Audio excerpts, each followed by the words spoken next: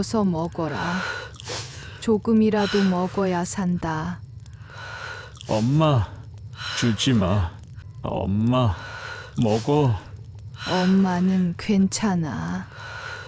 대구에서 아침 일찍 출발해서 경남 하동에 있는 드라마 토지 촬영지 최참판 댁을 거쳐 하동학의 심리벚꽃길을 구경한 뒤 진주성 촉성루에 도착했을 때는 늦은 오후였습니다. 여러분, 제가 지난주 일요일에 다녀온 곳이 있어요. 진주성입니다. 경상남도 진주시 남강 바로 옆에 있는 그 성이요. 촉성루 누각에 올라서서 아래를 내려다봤을 때 저는 한동안 말을 잇지 못했습니다. 강이 흐르고 있었어요. 430년 전에도 저렇게 흘렀겠구나. 그 생각이 드는 순간 눈물이 날 것 같았어요. 성벽을 손으로 만져봤습니다. 돌이 차가웠어요. 이 돌 위에 그 사람들이 서 있었겠구나. 배고픈 몸으로 떨리는 손으로 창을 쥐고. 성은 생각보다 낮았어요. 3면이 성벽이고 한 면은 남강이 막아주는 구조였는데 그 높이가 그리 높지 않았습니다. 저 아래에서 9만 3천 명이 밀려왔다면 성벽 위에 선 사람들 눈에 그 군사들이 얼마나 가득 보였을까요? 저는 그 자리에 서서 생각했어요. 이 낮은 성벽 하나를 붙잡고 굶주린 채로 여들의 밤낮을 버틴 사람들이 있었다고. 오늘은 그 이야기를 해드리려 합니다. 지금 이 순간 배가 고프신 분 계세요? 마지막으로 정말 배가 고팠던 때가 언제였나요? 아침을 거르고 점심까지 넘겼을 때 위장이 쪼그라드는 그 느낌, 손이 가늘게 떨리고 머리가 멍해지던 그 감각, 그게 하루였잖아요. 기껏해야 하루. 그런데 그게 열흘이 된다면요? 죽 한 술로 하루를 버텨야 한다면요? 밥이 있는지 없는지조차 모르면서 성벽에 서 있어야 한다면요? 조선시대 기록에는 이런 말이 남아 있습니다. 굶주림으로 사람들의 얼굴이 해골처럼 변했다고. 배고픔에 울부짖는 소리가 성 안에 가득했다고. 그 소리가 430년이 지난 지금 이 이야기를 통해 여러분께 닿기를 바랍니다. 눈을 감고 들으셔도 좋아요. 그 시절 진주성 돌벽의 차가운 감촉이 가마솥에서 피어오르던 묽은 죽 냄새가 여러분 곁에 느껴질 수 있도록 천천히 이야기해 드릴게요. 1592년 임진왜란이 터졌습니다. 왜군은 부산에 상륙한 지 불과 20날 만에 한양을 점령했어요. 조선 팔도가 불길에 휩싸였고 백성들은 살기 위해 산으로 강으로 흩어졌습니다. 나라의 중심이 흔들렸어요. 임금은 한양을 버리고 북쪽으로 피란을 떠났습니다. 백성들은 그 소식을 듣고 얼마나 허탈했을까요? 나라가 우리를 지켜주지 않는다. 그 생각이 드는 순간 사람들은 두 갈래로 갈라졌어요. 도망치는 사람들과 맞서는 사람들로.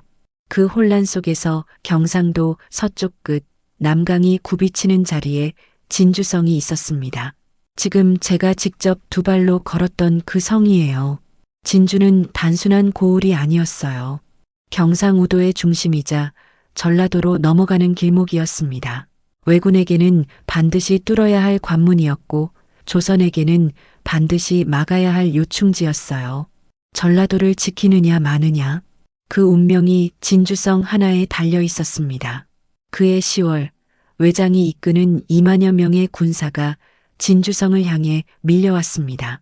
성 안에는 김시민 목사가 이끄는 광군 약 3,800명과 피신한 백성들이 있었어요. 숫자로는 상대가 되지 않았지만 그들은 성문을 걸어 잠갔습니다. 도망치지 않았어요. 여러분, 성문을 닫는다는 게 어떤 의미인지 아시나요? 그건 단순히 문을 닫는 게 아니에요. 그 안에 있는 모든 사람이 같은 운명을 선택하는 겁니다. 살든 죽든 함께 하겠다는 겁니다. 그 결정이 내려지던 날 아침, 진주성 안은 어땠을까요? 가을이었습니다. 10월 초순, 남강에서 올라오는 안개가 성벽을 타고 스며들던 계절이었어요. 낮에도 햇볕이 비스듬히 기울어 그림자가 길었고 밤이면 이미 서늘한 기운이 돌았습니다. 들판에서는 막 추수가 시작될 무렵이었지만 성 안의 사람들은 들판에 나갈 수 없었어요. 성문은 닫혀 있었으니까요. 들판에 곡식이 익어가는 게 보이는데 손을 뻗을 수가 없었습니다. 저 너머에 식량이 있다는 걸 알면서도 닿을 수 없는 것. 그리고 굶어야 되는 하루하루에 그 답답함이 얼마나 컸을까요? 창고 안에 남은 곡식이 그게 전부였습니다. 처음에는 그래도 견딜만 했어요. 창고를 열었을 때 보리와 조, 수수, 콩이 자루 단위로 쌓여 있었으니까요. 밥을 지었습니다. 잡곡을 섞어 지은 밥이었지만 그래도 밥이었어요. 가마솥 아래 불을 떼면 연기가 올라오고 솥 안에서 밥알이 부풀어 오르는 소리가 났습니다. 뽀글뽀글. 그 소리가 얼마나 반가웠을까요? 가마솥에서 김이 올라오고 구수한 냄새가 성 안을 감쌌습니다. 그 냄새만으로도 배가 조금 찼어요. 된장을 풀어 끓인 국물이 사발에 담겼고 사람들은 그 온기를 두 손으로 감싸주며 조금씩 마셨어요. 뜨거운 것이 식도를 타고 내려갈 때 잠깐이나마 살아있다는 느낌이 들었을 겁니다. 그리고 눈을 감으면 집이 생각났을 거예요. 어머니가 된장을 뚝 떠서 끓이던 아침, 아이들이 밥 달라고 졸라대던 저녁, 그 평범했던 순간들이 얼마나 그리웠을까요? 주먹밥도 만들었어요. 성벽을 지키는 군사들은 자리를 떠날 수 없었으니 여자들이 솥에서 밥을 뭉쳐 소금을 조금 뿌려 손에 쥐어주었습니다.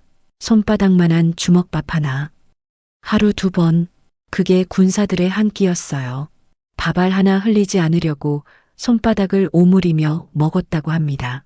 차가운 바람이 불어도 화살이 날아와도 그 주먹밥만은 꼭 쥐고 있었어요.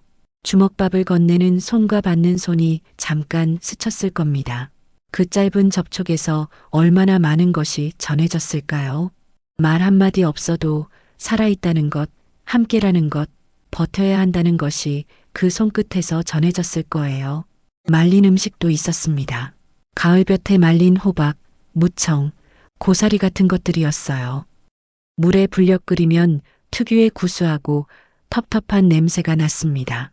화려한 음식은 아니었지만 그 냄새가 어머니 손맛 같다고 느꼈을지도 몰라요. 말린 호박을 씹으면 단맛이 조금 났어요. 가을의 햇볕을 듬뿍 받은 단맛. 그 맛이 혀에 닿는 순간 집 마당이 떠올랐을 겁니다. 처마 밑에 매달아 놓은 호박. 그걸 따서 썰어 말리던 아내의 손. 그 손이 지금 어디 있는지 알 수 없었겠지요. 집에 두고 온 가족이 살아있는지도 몰랐을 거예요. 밥 한 술에 그런 기억이 담겨 있었을 겁니다. 먹는 게 아니었어요. 그리움을 삼키는 거였어요. 그런데 시간이 흘렀습니다. 하루, 이틀, 사흘, 닷새. 전투는 계속됐고 식량은 줄었어요. 배급을 담당하던 사람이 창고 자루를 들어 올렸을 때 바닥이 보이기 시작했습니다. 자루 안에서 나는 소리가 달라졌어요. 가득 찼을 때는 묵직한 소리가 났는데 이제는 가벼운 소리가 났어요. 그 소리를 들은 사람들의 얼굴이 어떠했을지 아무도 말하지 않았을 겁니다. 하지만 다들 알았어요. 줄어들고 있다는 것을. 이제부터 밥은 먹을 수 없겠다고 생각했을 겁니다. 그때부터 배급이 달라졌어요. 밥 대신 죽이 나왔습니다. 쌀알이 몇 개 떠다니는 묽은 죽. 사발을 기울이면 거의 물처럼 흘러내리는 그런 죽이었습니다. 그걸 받아든 사람들의 얼굴이 어땠을지 여러분은 상상이 되시나요? 사발을 두 손으로 감쌌을 거예요. 온기라도 느끼려고. 그리고 천천히 마셨을 거예요.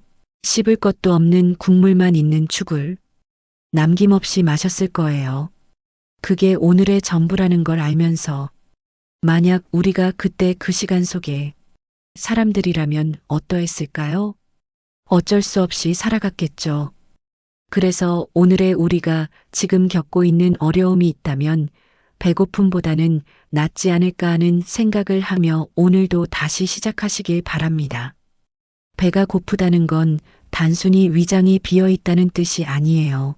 배가 고프면 사람이 변합니다. 처음엔 예민해져요. 작은 말에도 날이 서고 옆 사람의 숨소리도 거슬립니다. 밥 한 술 더 받은 사람이 눈에 들어오고 괜히 그 사람이 얄밉게 느껴져요. 그러다 자기 자신이 그런 생각을 한다는 게 부끄러워집니다. 나는 왜 이러는 걸까? 그 다음엔 무력해져요. 팔다리가 납처럼 무겁고 눈을 뜨는 것조차 힘들어집니다.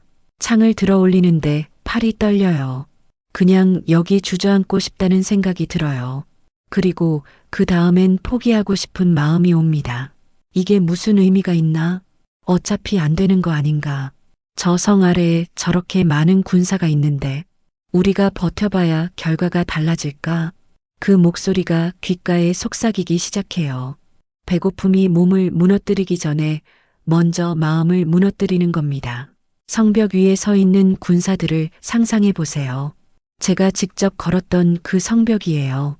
열흘째 제대로 먹지 못한 몸으로 창을 들고 서 있는 겁니다.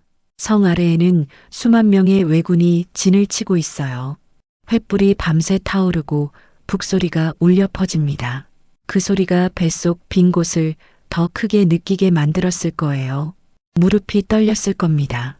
추위 때문인지 배고픔 때문인지 두려움 때문인지 자기 자신도 몰랐을 거예요. 그런데도 그 자리에 서 있었습니다. 내려오지 않았어요. 왜일까요? 저는 그게 자꾸 마음에 걸렸어요. 밤이 깊었습니다. 성벽 안쪽 구석 돌담에 등을 기댄 한 군사가 웅크리고 있었어요. 22살, 경상도 어느 작은 마을에서 올라온 청년이었습니다. 손에는 아직 온기가 남아있는 주먹밥 반덩이가 쥐어 있었어요. 오늘 배급받은 것의 절반이었습니다. 그 옆에는 5살 배기 아이가 엄마 품에 안겨 잠들어 있었습니다. 아이 엄마는 눈을 감은 척하면서도 잠들지 못하고 있었어요. 아이 배에서 꼬르륵 소리가 났습니다. 낮에도 그 소리가 났는데 아이는 아무 말도 하지 않았어요. 배고프다고 말하면 엄마가 더 힘들어한다는 걸 5살짜리가 이미 알고 있었던 겁니다. 아이는 배고프다는 말 대신 엄마 손을 꼭 잡았어요. 엄마는 그 손을 쥐면서 입술을 깨물었습니다. 청년이 주먹밥을 아이 쪽으로 조용히 밀었습니다. 아이 엄마가 눈을 떴어요. 괜찮아요. 저는 나중에 먹겠습니다. 청년이 말했습니다. 나중에 그 말이 얼마나 공허한 말인지 둘 다 알고 있었어요. 나중에 먹을 게 있을지 없을지 아무도 몰랐으니까요. 아이 엄마는 거절하려다가 아이 얼굴을 한번 내려다봤어요. 잠든 얼굴인데도 미간이 약간 찌푸려져 있었습니다. 꿈속에서도 배가 고픈 거였어요. 아이 엄마는 아무 말 없이 주먹밥을 받았습니다. 그리고 고개를 숙였어요. 고맙다는 말도 못했습니다. 목이 메었을 거예요. 청년은 다시 성벽 쪽으로 걸어갔어요. 빈손으로. 바람이 차가웠습니다. 그 등을 보면서 아이 엄마는 생각했을 거예요. 저 사람은 오늘 밤 무엇을 먹고 저 자리에 서 있을까? 그리고 내일은 또 어떻게 될까? 이 장면이 역사 기록에 그대로 남아있는 건 아니에요. 하지만 저는 분명히 이런 일이 있었다고 생각합니다. 왜냐하면 인간이기 때문에요. 극한 상황에서도 사람은 나눕니다. 자신보다 더 약한 존재 앞에서 자기 것을 내어줍니다. 배고픔이 사람을 짐승으로 만든다고들 하지만 저는 그 말이 다 맞지는 않는다고 생각해요. 배고픔이 극에 달했을 때 어떤 사람들은 오히려 더 사람다워집니다. 마지막 남은 것을 내어주는 그 손이 인간이 얼마나 아름다운 존재인지를 보여줘요. 이튿날 새벽이었습니다. 배급이 줄고 또 줄어 이제는 죽이라고도 부르기 민망한 것이 사발에 담겨 나왔어요. 물에 곡식 몇 알을 푼 것, 그게 전부였습니다. 사발을 받아든 사람들은 말이 없었어요. 따질 힘도 없었고 불평할 기운도 없었습니다. 그냥 두 손으로 사발을 감쌌어요. 한 노인이 사발을 받아들었어요. 70이 넘은 나이에 아들을 따라 성 안으로 들어온 분이었습니다. 아들은 사흘 전 성벽에서 화살을 맞았어요. 지금은 성 안구석에 누워 신음하고 있었습니다. 노인은 자신의 사발을 들고 아들 곁으로 걸어갔어요. 천천히. 발걸음이 느렸습니다. 무릎이 아팠을 거예요. 그래도 걸어갔어요. 아들 옆에 무릎을 꿇고 앉아서 사발을 아들 입 앞에 가져다 댔습니다. 어머니 드세요. 아들이 힘없이 말했어요. 목소리가 잠겨 있었습니다. 노인은 대답하지 않았습니다. 그냥 조용히 숟가락으로 죽을 떠서 아들 입에 넣어줬어요. 한 술, 두 술. 아들은 눈물이 흘러도 닦지 못했습니다. 두 손이 성벽돌을 쥐다 굳어버려 제대로 펴지지 않았으니까요. 노인은 사발이 빌 때까지 아들에게 먹였어요. 자신은 한 술도 먹지 않고 사발이 다 비었을 때 노인은 빈 사발을 무릎 위에 올려놓고 아들 얼굴을 내려다봤습니다. 아들은 눈을 감았어요. 조금 편안해진 얼굴이었습니다. 그 모습을 옆에서 보던 다른 군사 하나가 고개를 돌렸습니다. 울지 않으려고. 그래도 어깨가 떨렸어요. 전쟁터에서 우는 게 부끄러운 일인 줄 알았는데 그 순간만큼은 참을 수가 없었어요. 1차 진주대첩은 결국 조선이 이겼습니다. 김시민 목사는 그 전투에서 적의 총탄을 맞아 쓰러졌지만 진주성은 지켰어요. 수적으로는 열세였지만 성 안 사람들이 함께 버텼기에 가능한 일이었습니다. 성벽 위에서 돌을 굴린 것도 뜨거운 물을 끼얹은 것도 화살을 날린 것도 군사만이 아니었어요. 백성들이 함께였습니다. 안악들이 치마를 걷어 올리고 돌을 날랐고 노인들이 밥을 지었고 아이들이 물을 날랐습니다. 밥 한 술을 나누던 그 마음이 성 전체를 하나로 묶어준 거예요. 배고픔을 함께 견딘 사람들 사이에는 말이 필요 없는 유대가 생깁니다. 같은 된장국 냄새를 맡고 같은 묽은 죽을 앞에 두고 같은 두려움을 안고 밤을 지새웠을 때 그 사람이 내 편이라는 걸 몸으로 압니다. 설명하지 않아도요. 그 연대가 3,000명을 2만 명과 싸우게 한 힘이었습니다. 우리 살아오면서 배고팠던 적이 있었잖아요. 그런데 우리가 아는 배고픔과 그 사람들이 겪은 배고픔은 차원이 달랐습니다. 우리는 배가 고프면 냉장고를 열어요. 없으면 편의점에 가고 그것도 귀찮으면 전화 한 통으로 음식이 문 앞까지 옵니다. 한 끼를 굶어도 다음 끼니가 있다는 걸 압니다. 그게 당연한 것처럼 느껴지지만 사실 그게 얼마나 큰 축복인지 우리는 잘 모르고 살아요. 진주성 안 사람들에게는 그 당연함이 없었습니다. 내일 먹을 게 있을지 없을지 알 수 없었어요. 죽 한 술이 오늘의 전부였고 그마저도 내일은 없을 수 있었습니다. 그런데 저는 이 이야기를 하면서 또 다른 배고픔을 생각했어요. 물질적인 배고픔이 아닌 배고픔. 밥상 위에 음식은 가득한데 마음이 텅 빈 느낌. 아무도 알아주지 않는다는 느낌. 이 집에서 나만 혼자인 것 같다는 느낌. 밥상에 둘러앉아 있는데도 아무도 내 말을 듣지 않는 것 같은 그 허기. 진주성 사람들은 먹을 것이 없어서 배가 고팠지만 그래도 서로가 있었어요. 옆 사람 숨소리가 들렸고 같은 죽 한 그릇을 앞에 두고 눈을 마주쳤습니다. 그런데 우리는 어떤가요? 밥상 위에 따뜻한 밥이 있고 반찬이 있는데 눈을 마주치지 않아요. 각자 휴대폰을 들여다보거나 말없이 먹고 일어납니다. 배는 부르지만 마음은 허합니다. 그게 어쩌면 죽 한 술로 버티던 그 사람들보다 더 힘든 배고픔일 수 있어요. 먹을 게 없어서 오는 허기는 채울 수 있습니다. 하지만 옆에 사람이 있는데도 혼자라는 느낌, 그 허기는 밥으로 채워지지 않아요. 진주성 사람들이 죽 한 그릇을 나누면서 버텼던 건 배가 불러서가 아니었습니다. 나 혼자가 아니라는 걸 느꼈기 때문이에요. 우리에게 지금 필요한 것도 어쩌면 더 좋은 음식이 아니라 그 음식을 나누는 사람일지 모릅니다. 그런데 여러분, 이야기는 여기서 끝나지 않아요. 오히려 더 무거운 이야기가 남아 있습니다. 1593년 여름, 왜군이 다시 왔습니다. 이번엔 달랐어요. 1차 진주대첩에서 패한 것이 치욕이었던 왜군은 이번에는 전력을 집결했습니다. 도요토미 히데요시가 직접 명령을 내렸어요. 진주성을 반드시 함락하라. 그 명령 하나에 일본이 조선에 파병한 거의 모든 병력이 움직였어요. 가토 기요마사, 고니시 유키나가. 이름만 들어도 알만한 외의 최정예 장수들이 모두 진주성 하나를 향해 왔습니다. 몰려온 왜군의 숫자는 9만 3천 명이었습니다. 9만 명이 넘는 군사가 진주성 하나를 향해 밀려온 거예요. 일본이 조선에 가져온 모든 가용 전력을 싸그리 모아온 것이나 다름없었습니다. 왜 그랬을까요? 그건 1차 전투의 패배가 그만큼 치욕이었기 때문이에요. 3천 명에게 2만 명이 졌다는 사실이 일본 전역에 알려졌습니다. 히데요시의 체면이 땅에 떨어졌어요. 이번에는 반드시 그 집념이 9만 명을 한 곳으로 몰아온 겁니다. 제가 직접 서봤던 그 성벽입니다. 생각보다 높지 않은 돌성, 3면이 성벽이고 한 면이 남강인 그 공간. 그 안에 6만 명이 있었어요. 그중 실제로 싸울 수 있는 전투 병력은 6천에서 7천 명에 불과했습니다.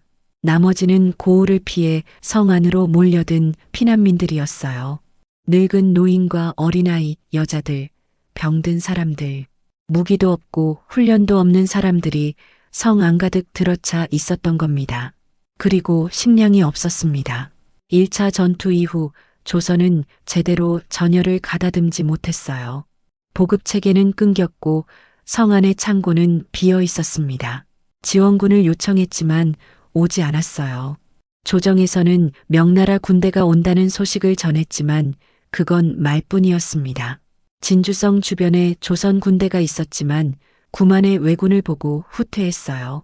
성문이 닫히는 순간 그 안에 있는 사람들은 철저하게 혼자였습니다. 아무도 오지 않는다. 그 사실을 알면서도 싸워야 했어요. 9만 명의 왜군이 성을 에워쌌습니다. 사방이 막혔어요. 남강 위에도 배가 떴습니다. 달아날 곳이 없었어요. 하늘과 땅과 강이 모두 막힌 그 공간에서 전투가 시작됐습니다. 왜군은 성 밖에 흙을 쌓아 높은 언덕을 만들었어요. 성벽보다 더 높은 곳에서 내려다보며 공격하기 위해서였습니다. 위에서 쏟아지는 화살과 총탄, 아래에서 성벽을 파고드는 군사들, 사방에서 몰려오는 파도 같은 공격을 성 안 사람들은 막아야 했어요. 굶주린 몸으로, 잠 못 잔 눈으로, 그래도 막았습니다. 여러분, 배고픈 사람이 싸운다는 게 어떤 건지 아세요? 칼을 들어 올릴 힘이 없어요. 성벽 위에 올라가는 것조차 숨이 차요. 눈앞이 흐릿하게 일렁입니다. 그런데도 그들은 싸웠어요. 왜일까요? 두려움이 그들을 세웠을 수도 있어요. 항복하면 살 수 있다는 보장이 없었으니까요. 하지만 저는 그것만이 아니라고 생각해요. 그 안에는 지키고 싶은 무언가가 있었을 겁니다. 옆에 있는 사람, 아이의 손을 잡고 있는 어머니, 자신의 죽을 아들에게 먹이던 노어머니, 주먹밥을 빈손으로 내어주던 22살 청년. 그 얼굴들이 포기하지 못하게 했을 거예요. 배가 고파도 그 얼굴을 생각하면 다시 일어설 수 있었을 겁니다. 전투가 엿새째 이어지던 날이었습니다. 성벽 위에 한 의병장이 서 있었어요. 나이는 40 중반. 경상도 어느 고을에서 그를 가르치다 전쟁이 나자 의병을 일으킨 사람이었습니다. 1000명도 안 되는 의병을 이끌고 진주성에 들어온 날 그는 이미 알고 있었어요. 살아서 나가기 어렵다는 것을. 그런데도 들어왔습니다. 그의 옆에는 16살 된 아들이 창을 들고 서 있었어요. 아버지가 간다 하니 따라왔다고 했습니다. 아버지는 처음엔 돌려보내려 했어요. 너나지거려서 안 돼. 살아서 집으로 돌아가야 해. 그곳에는 너를 기다리는 엄마가 있잖아. 하지만 아이가 말했습니다. 아버지, 혼자 두고 갈 수는 없습니다. 짧은 말이었어요. 그런데 그 말 한마디에 아버지는 더 이상 아무 말도 할 수 없었습니다. 결국 아버지는 아들을 곁에 두었어요. 엿새 동안 그 아들이 옆에 있었습니다. 밥을 나눠 먹고 밤을 함께 지새우고 화살이 날아오면 서로 몸을 감쌌어요. 그날 성벽 아래에서 왜군의 공격이 쏟아졌습니다. 화살이 빗줄기처럼 날아왔어요. 의병장은 아들의 등을 밀어 돌담 뒤로 숨겼습니다. 잠시 고요한 틈에 아들이 물었어요. 아버지, 무섭지 않으세요? 아버지는 잠시 말이 없었습니다. 멀리 성 아래를 내려다봤어요. 끝없이 이어진 왜군의 진지, 밤새 꺼지지 않는 횃불들, 그리고 대답했어요. 무섭다. 그런데 무서운 게 부끄럽지는 않다. 아들이 고개를 끄덕였습니다. 잠시 후 아들이 또 물었어요. 그럼 아버지는 왜 여기 있어요? 아버지는 이번엔 바로 대답했습니다. 내 아들이 여기 있으니까. 아들이 아무 말도 하지 않았어요. 그냥 창을 고쳐 잡았습니다. 그것으로 충분했어요. 진주성 2차 전투는 여드레를 버텼습니다. 1593년 7월 27일 성이 함락됐어요. 성을 지키던 황진 장군이 전사하고 큰 비까지 내려 성벽 일부가 무너지면서 왜군이 성 안으로 쏟아져 들어왔습니다. 살아남은 사람들이 어떻게 했는지를 우리는 알고 있습니다. 농계 이야기를 들어보셨을 거예요. 진주의 광기였던 농계가 외장을 껴안고 촉성루 아래 남강에 몸을 던졌다는 이야기. 그런데 농계만이 아니었어요. 김천일 장군도 아들과 함께 남강에 뛰어들었습니다. 최경혜 장군도 강에 몸을 던졌어요. 항복하지 않겠다는 마지막 선택이었습니다. 이종인 장군은 왜군 2명을 두 팔로 껴안은 채 강에 뛰어들었어요. 마지막 순간에도 적을 끌고 갔습니다.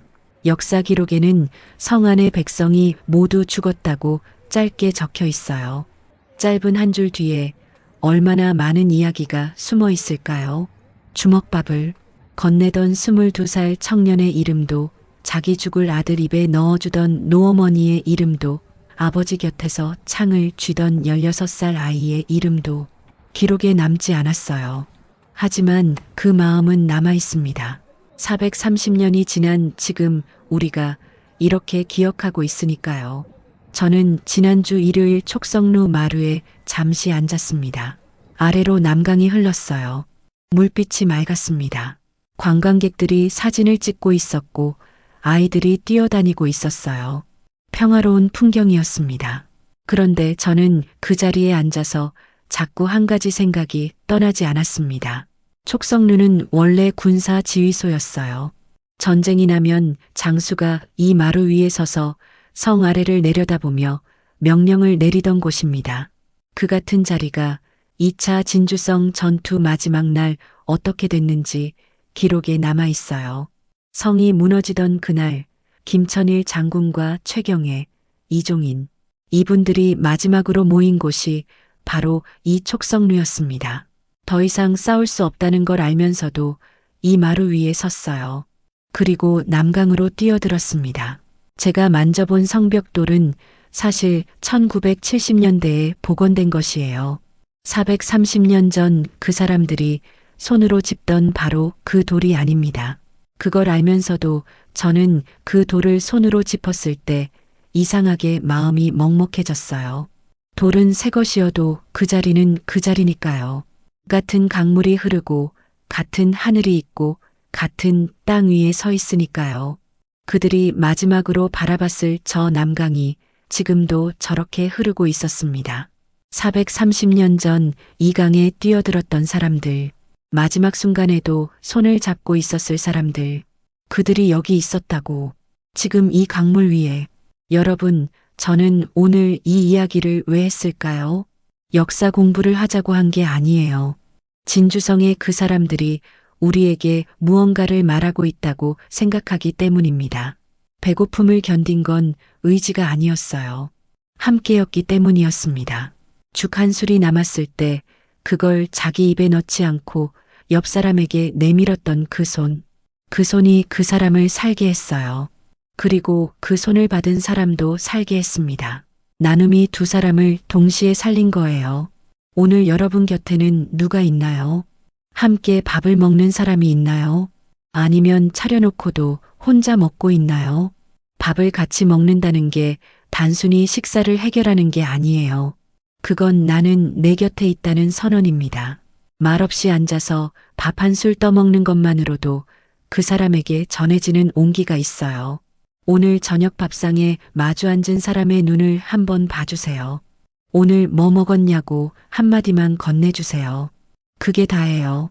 그 한마디가 그 사람의 하루를 바꿀 수 있습니다. 우리 어머니 세대는 알고 있었어요. 밥 한 그릇에 마음이 들어간다는 걸. 시어머니가 며느리 몰래 더 좋은 반찬을 뒤에 남겨뒀던 것도, 남편이 늦게 들어와도 밥을 새로 지어 상을 차렸던 것도, 그게 다 나는 너를 생각하고 있다는 말이었습니다. 길고 복잡한 말보다 따뜻한 밥 한 공기가 더 많은 걸 전할 때가 있어요. 진주성의 그 사람들이 마지막까지 함께였던 것처럼 우리도 그럴 수 있습니다. 거창한 게 아니에요.